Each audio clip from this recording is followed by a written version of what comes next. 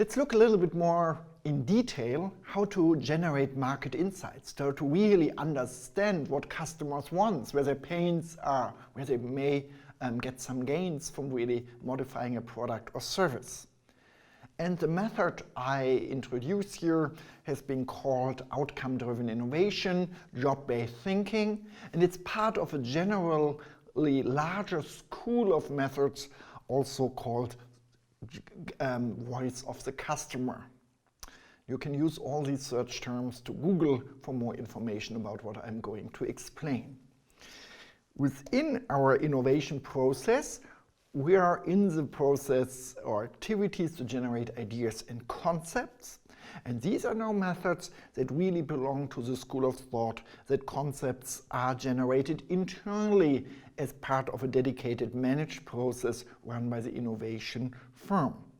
And the idea is here that we are market research, voice of the customer methods.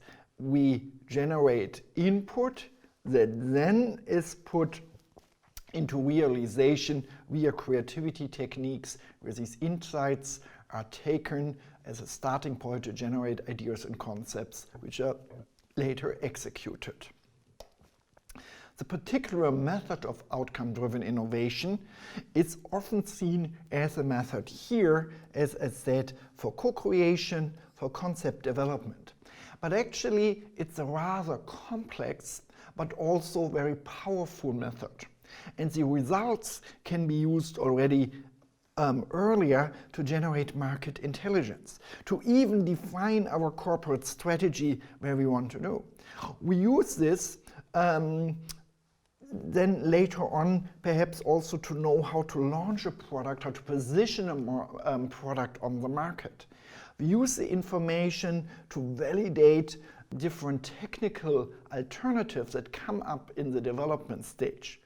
We also use this normally for the project review at the very end of a project to really see, let's see, is this what we generated? This is what really were the big open problems of customers. And then in life cycle management, and when we from time to time review our existing product assortment, our portfolio of services, and so on. Also there we can use the results of an outcome-driven innovation approach as one of the reference points if we should start a new project or if we're still doing quite well with what we have. The general idea is that we have to overcome one major challenge. And that is that customers actually are not aware of their needs. So think about this. Are you really knowing what you want out of the blue? Once you get something, then you can say this is good or not. And very often you formulate things you think you want, but then you find another solution and then you realize, oh, actually this is what I really wanted. There's this famous quote by Henry Ford, who said, if I would have asked customers what they want, they would have said faster horses, but not a customer would ever have envisioned the first car. So therefore, the core idea is really to not just ask customers about what they want, but to learn from customers what kind of problems they have with the existing solutions, and out of interpreting those, we come to ideas what they may want in the future. And Peter Drucker, the famous management philosopher, once said that the customer rarely buys what the company thinks it is selling him. So we may sell as a company use this wonderful interactive pen. And as a company, we are very proud of all the technology which is in this pen. However, as a user of this pen, I'm not interested in all the technology. What I buy is a very easy way to move forward my slides and to look highly interactive while making this slide presentation towards you. So, as said, the idea is to find a clever way to ask customers what they need and then interpret this into something what they want. And let's get rid of this, as this really does not look nice. So, outcome-driven innovation as a dedicated method. And we have to explain as part of this a concept that nowadays is really becoming popular, and that is of jobs of a product. So to structure a little bit this method, let's talk about the what, why, how, and the objectives, what we achieve with this. So the idea of outcome-driven innovation is really to identify the real underlying problems users face. And the holy grail for the marketeer or the researcher at this point is not to find the obvious needs, but to really look into these latent, implicit needs, what customers are not aware about themselves, but once we fulfill them, they're really excited. And this often is also called to look into the existing pains of customers and what they can gain if we solve these pain points. And as said, a core idea here is job-based thinking, or to identify the job of a product. Let's look into this in more detail. You know, power tool, like a drilling machine. You use this power tool to make a hole into the world. And the company that's providing this power tool, like Hilti, Bosch, Black & Decker, and so on, they really think a lot about the quality of the drill, a lot about the quality of the battery, a lot about all the composition of the hardware. But in the end, people don't want to buy a 1/4-inch drill. They want a 1/4-inch hole, as Theodore Levitt, a marketing researcher, once said famously. So a company is selling a power tool, but what we want is a hole. And actually, you actually don't want a hole. You want to hang up a painting. And you don't want to hang up a painting, but you want to decorate your home. But the idea of job-based thinking is that the job of a drilling machine is, let's say like this, is to produce a 1/4-inch hole, or to help you to decorate your home. And this job to be done perhaps is rather obvious. However, how you evaluate as a customer if this job to be done is really executed correctly is a different thing. And for this, as a user, you have so implicitly objectives or outcomes, some are metrics, even if you never quantify them as a normal user, to really evaluate, is this job done correctly? So you want to make this 1/4-inch hole without getting hurt, without falling down from the ladder, without hitting a water pipe, without hitting electricity cable, without disturbing your neighbor, without getting into a conflict with your partner as you make too much of a mess, without hurting yourself as perhaps the drill was not really implemented correctly into the drilling machine, and so on. So the idea really in this method is to first have an understanding of the job to be done, but then to learn about these objectives and outcomes. And for a simple job like drilling a 1/4-inch hole, we easily can come up with 100 or more outcome statements how to evaluate if this job is done and not. And out of these outcome statements, we then really try to understand these factors inhibiting to getting the job done correctly, so the barriers. And perhaps out of these 100 statements, how you evaluate implicitly how good you drill this 1/4-inch hole and how nice this 1/4-inch hole is and so on, how good you can hang up your painting. Perhaps there are 5 or so, not more, where you really still have open problems with. And those are the ones that then in an innovation project should be targeted to finally create a solution, product, services, compensating behaviors to really address these pain points, or really to put some existing outcomes to a higher level, which we call a gain. So a job is what we want to achieve with a product. And Clay Christensen's colleague at Harvard called this that customers are not buying a product, but they are hiring a product to get a job done. And the interesting thing is that a job is very stable over time. But products and services change much more often than the basic jobs we want to have as users. And the products and services are somehow temporary solutions which are evaluated based on the contribution towards this open problem. So let's look into this in a very simple job. you all have. Listen to recorded music. And over the history, we had a lot of different technical solutions to fulfill exactly the same job. Listen to recorded music. And you'll see the job is the same, but the outcomes to evaluate if one of these technical solutions, this is one, and so on, if one of these technical solutions fulfill this job, good or bad, they are very different. So think about what are some outcomes for your job of listening to recorded music. Well, perhaps to find as many selectable tracks as possible, to find a track as fast as possible from a playlist, to order tracks in a playlist as fast as possible, to delete a track as fast as possible from an existing playlist. And now you know, if you're even old enough to really know all of the technologies outlined here, why they differ. So with the LP, traditionally, it's actually rather simple to find a track. You just have to count the lines. With a cassette player, it is much more difficult. However, with this, you could finally arrange your own playlist.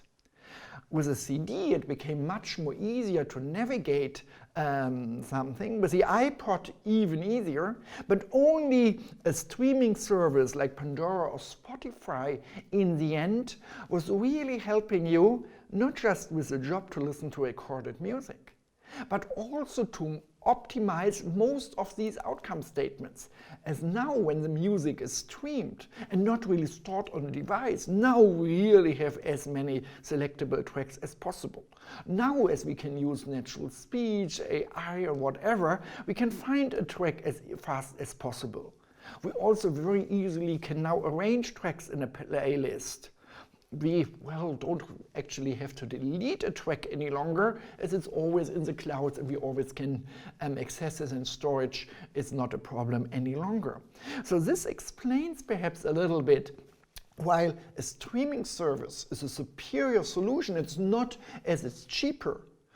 Perhaps we're even willing on the long run to pay much more for it, but it's really optimizing towards the existing solutions for more outcome statements than the previous solutions, but for always the same job, listen to recorded music.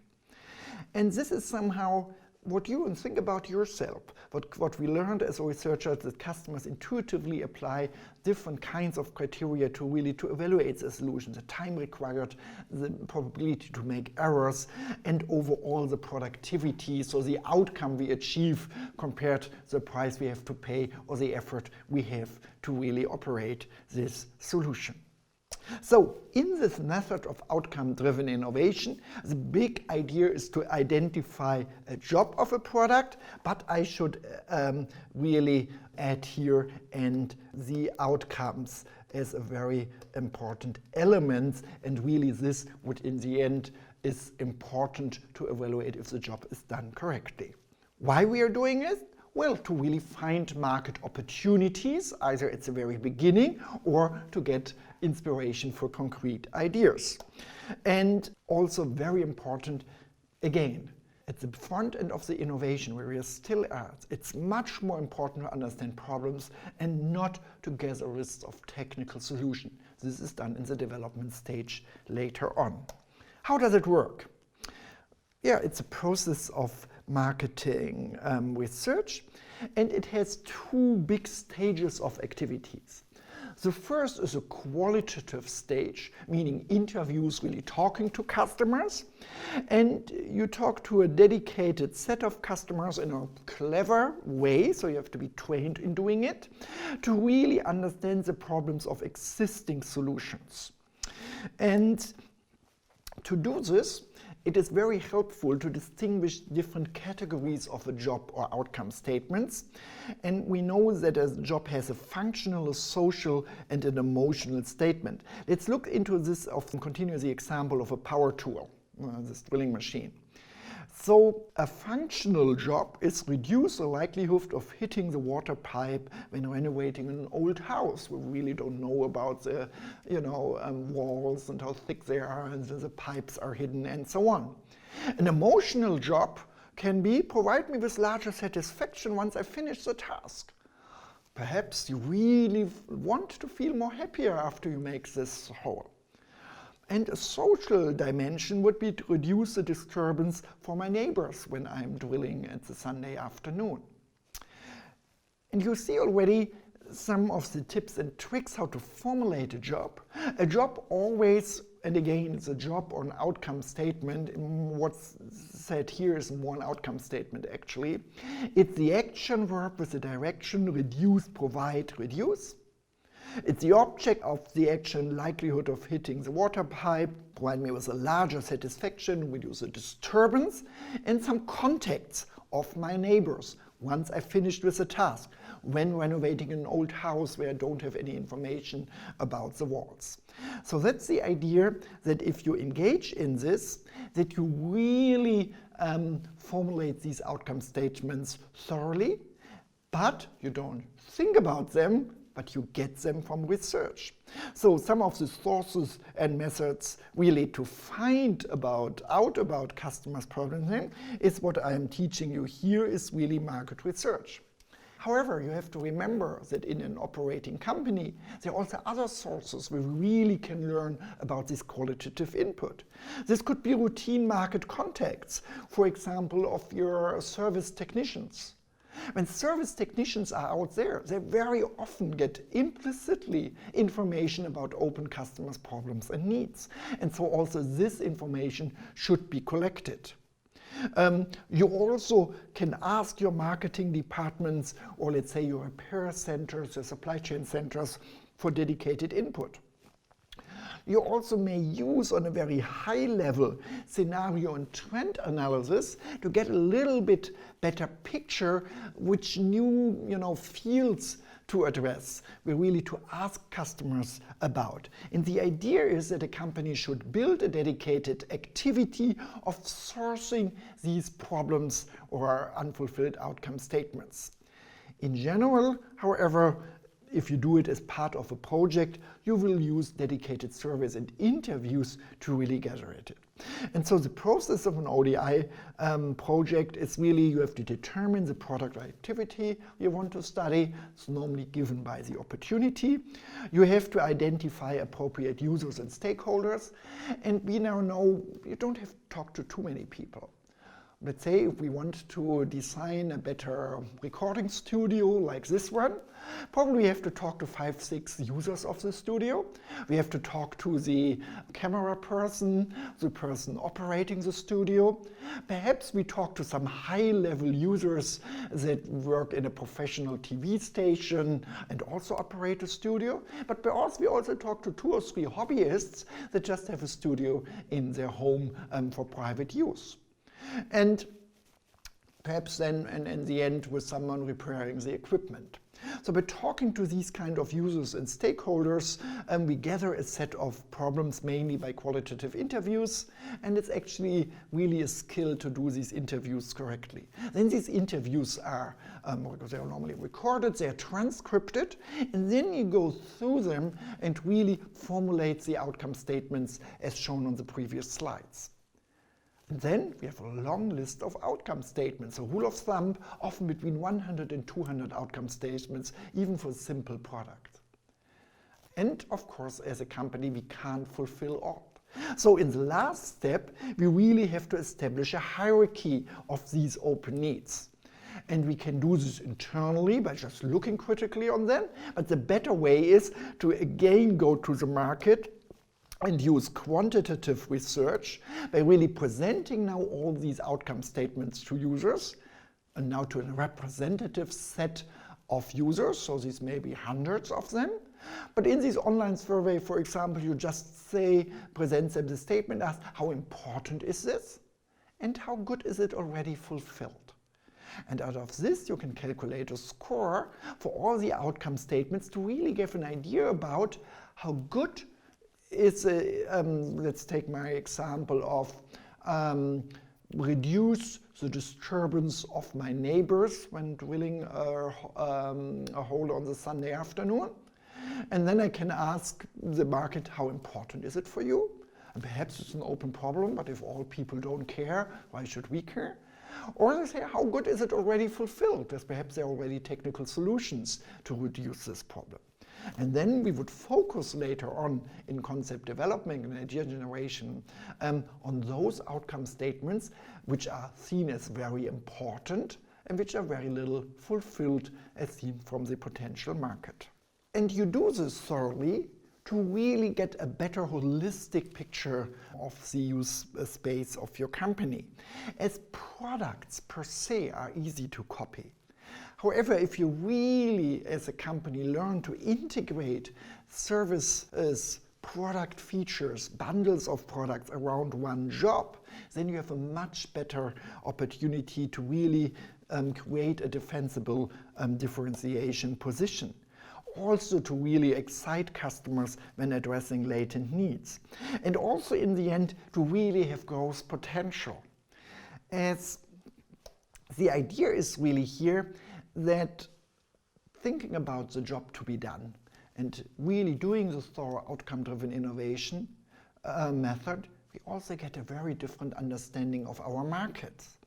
As often we segment markets by, let's say, customer demographics, sexes, income level, where do they live, cultural backgrounds. However, perhaps it makes much more sense to segment markets according to jobs, what they have to fulfill, or clusters of these outcome statements and their particular importance for specific customer groups. As if we segmented how jobs and open jobs and importance of outcomes, perhaps this is a better way to really then later on create different kind of solutions for these market segments. So often we talk about needs and desires of customers, and this is very, very important. However, this is very, fuzzy. If we talk about outcomes and really quantify them and describe them precisely as explained before, we really can create not just need statements, but we can create metrics that later on we can measure how good we fulfill these needs with a particular technical solution. Well, and innovation is innovation, but the idea is that in the end, of course, we need a technical solution with predictable success, as we really did this first activity thoroughly. So we learned that companies that segment markets by job often find that their market is much smaller and their share actually much larger. And their real competitors are not in the product category, but in other solutions categories. Think again about this problem or the job. I don't want a 1/4 inch drill, but I want a 1/4 inch hole. What's actually perhaps the best solution for it? Well, perhaps it's a tape. As a tape helps me to decorate, to hang up my painting, perhaps much easier. And a tape immediately solves the problem of not disturbing the neighbors. It immediately solves the problem of not making too much dust. It immediately solves the problem that if I'm drilled the hole at the wrong part of the wall, well, I have to get rid of this hole. And then if I'm a power tool company, I now immediately realize, well, perhaps I'm actually not in the market of power tools. I'm in the market of hanging up paintings. And now I'm not competing with my other power tool companies, but I am competing with all the companies making clever fixing solutions like 3M or Henkel that provide tape. And then I also may see that my growth potential is greater, as perhaps it's non-consumption that is a major competitor. People just find the current solutions too complicated. They have too many pains with it. And so if we address these pain points, instead of just doing more of what we already have, perhaps we get non-users into users. We also learned that often, and this is then often difficult to realize in a company, that to really realize these most promising open outcome statements, you can't do product innovation alone. Perhaps you need complementary services or even a new business model to do so. And this is why, as explained at the beginning, outcome-driven innovation is not just a method for concept and idea generation, but it's also a method at the very beginning of the innovation process for market intelligence, and then later on an important point of reference to evaluate technical solutions we get towards these open needs. Is this what we create there technically or could be able to create? Does it really solve an open outcome? With this, you hopefully have a little bit better understanding of the jobs to be done as a starting point of really generating ideas and concepts.